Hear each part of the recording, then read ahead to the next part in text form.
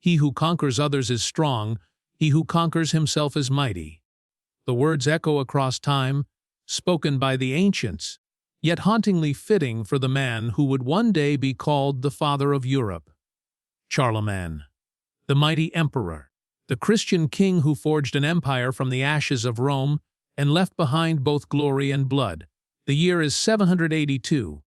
The air over the river Aller is thick with silence, a silence that trembles before the storm.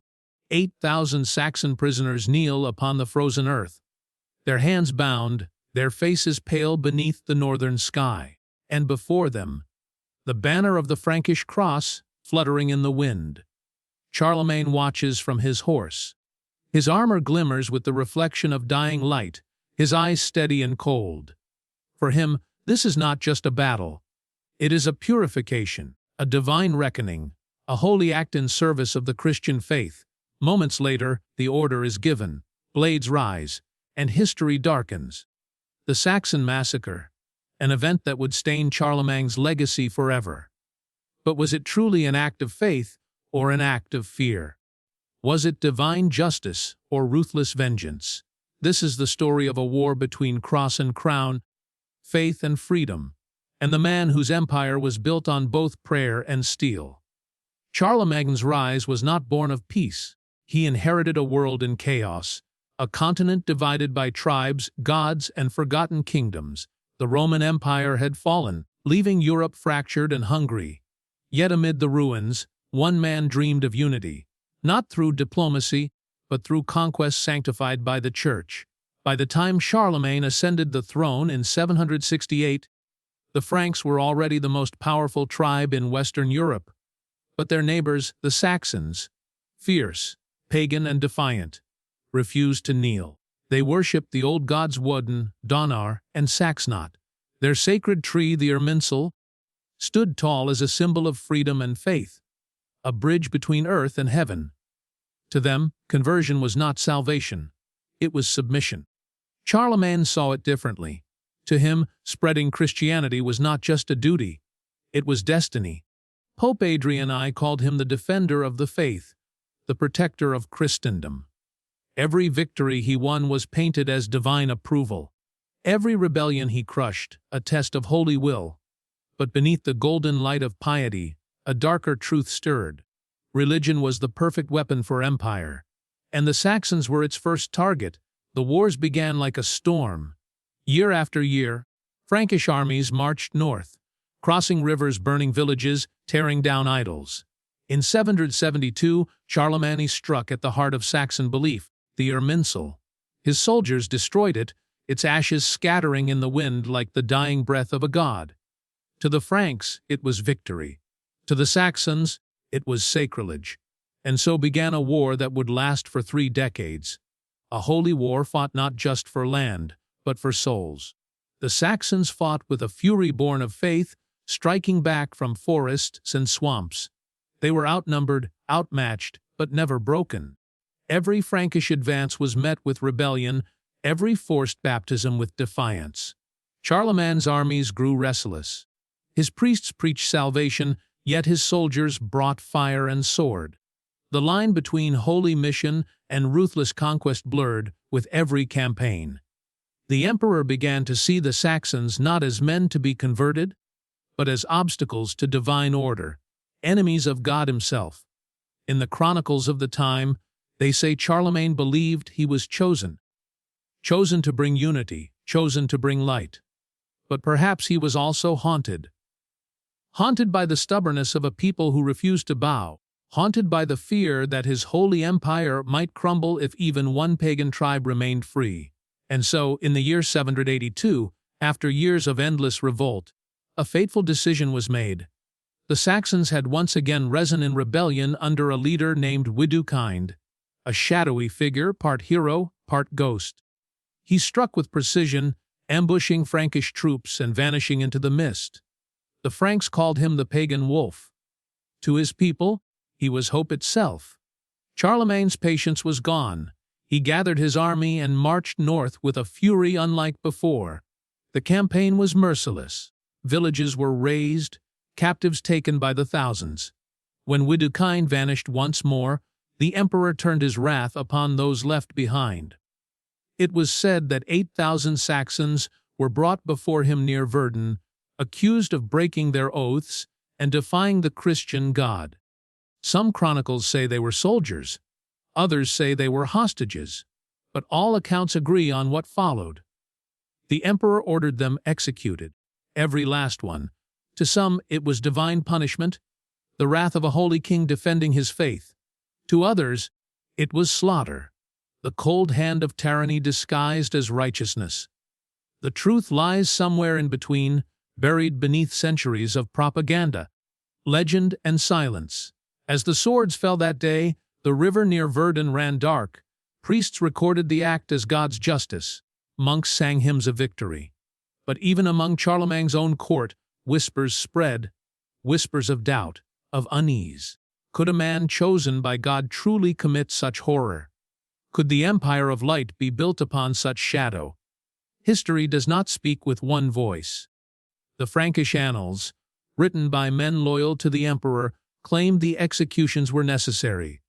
The Saxon rebels had broken their oath of baptism, they said, betraying both king and God.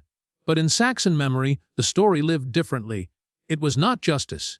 It was vengeance.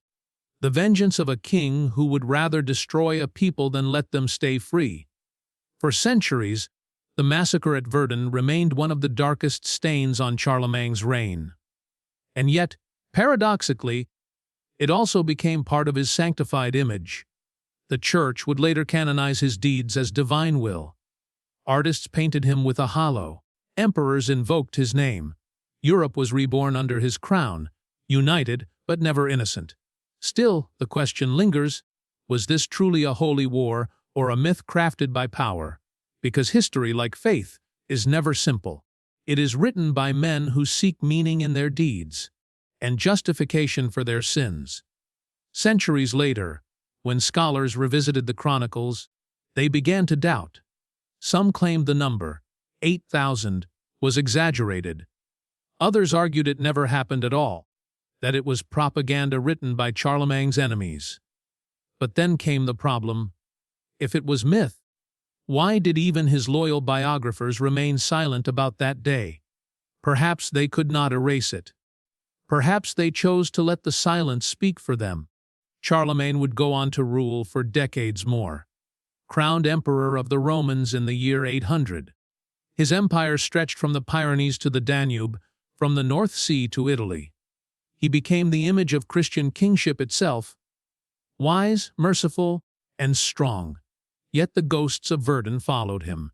In the quiet of his later years, when victory songs faded and the fires of conquest dimmed, perhaps he, too, wondered. Was his mission truly divine or merely human ambition wearing a crown of gold? Because power, no matter how holy it seems, always demands a sacrifice. And at Verdun, it demanded 8,000 souls. In the years that followed the massacre, the Saxons were broken but not erased. The rivers and forests that once echoed with their war cries now whispered with quiet defiance. Widukind, the elusive leader, would eventually return, not with a sword, but with an uneasy peace. Some say he surrendered, others that he negotiated for the survival of his people.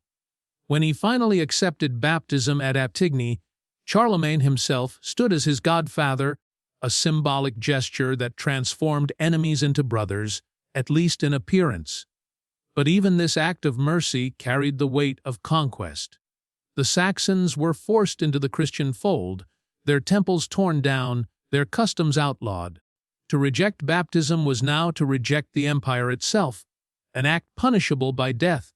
And so, beneath the shadow of the cross, a culture faded.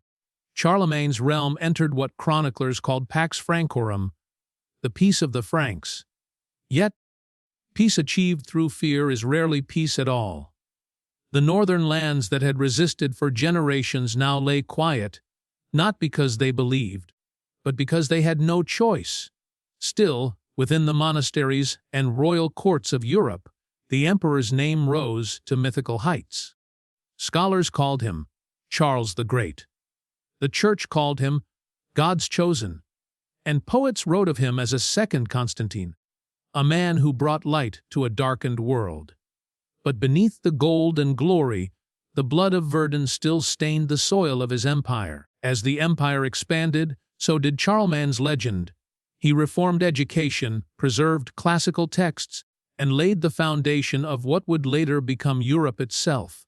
His rule, though born of war, ushered in what historians would call the Carolingian Renaissance, an age of learning and art, where the echoes of Rome were reborn through Christian eyes.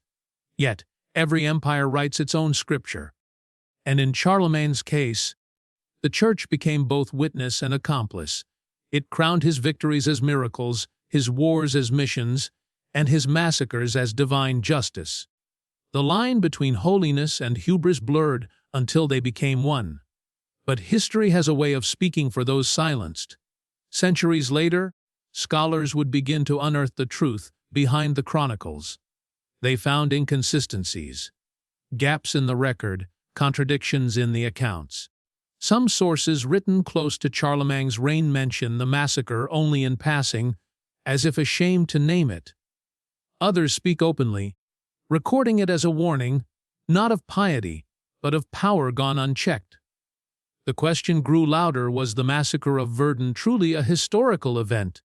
Or had the story evolved through centuries of retelling, a parable of brutality crafted by those who sought to define holiness through conquest? Archaeology offered no clear answer.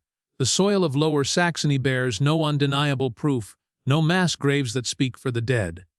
Yet, the absence of evidence is not evidence of absence.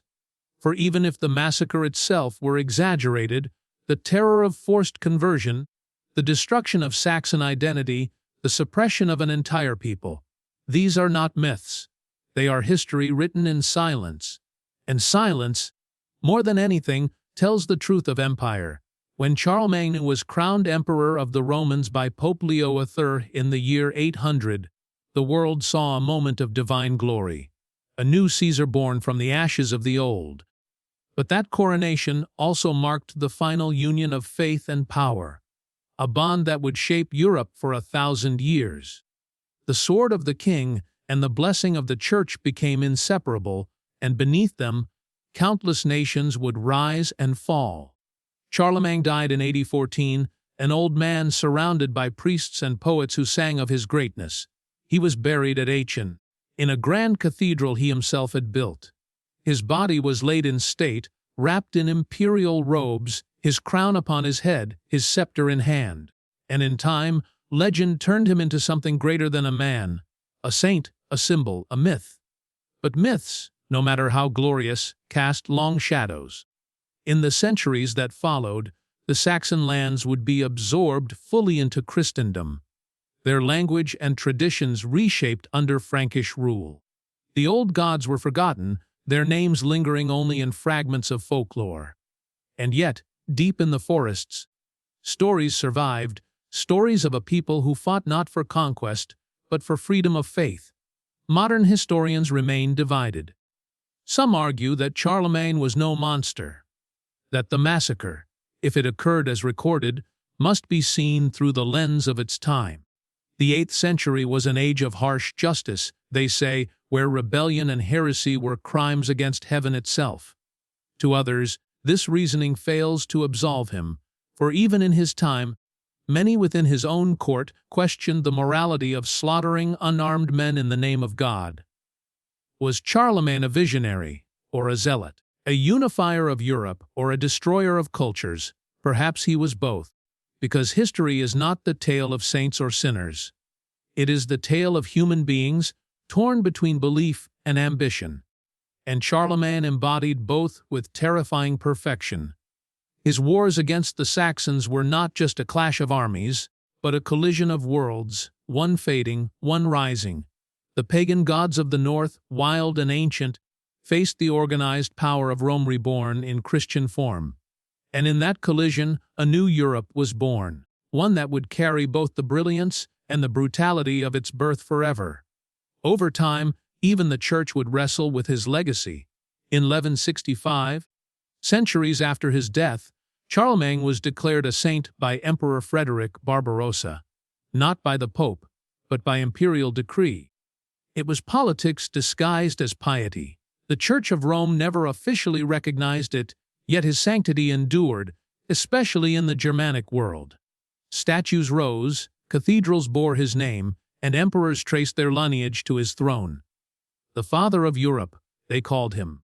But fathers are remembered not just for what they build, but for what they destroy.